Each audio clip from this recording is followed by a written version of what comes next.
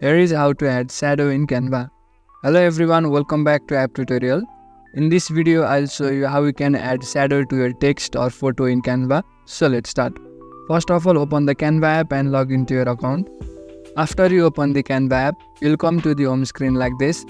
Now you can either create a new design or open an existing design. After you open the design, enter the text or photo to which you want to add a shadow. Let's say I want to add a shadow to this example text. In order to do that, select the text. Then after the menu options will appear at the bottom, scroll below and go to effects.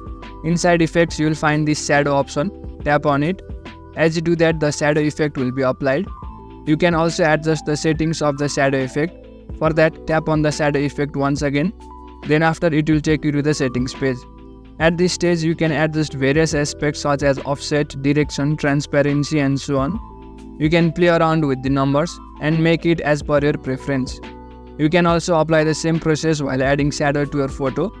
In case of a photo, simply tap on the photo and you will get the effects option. Tap on effects and go to shadow. So in this way, you can easily add shadow in Canva. That's it for the video. Make sure to leave a like if you found this helpful and subscribe to the channel for further videos.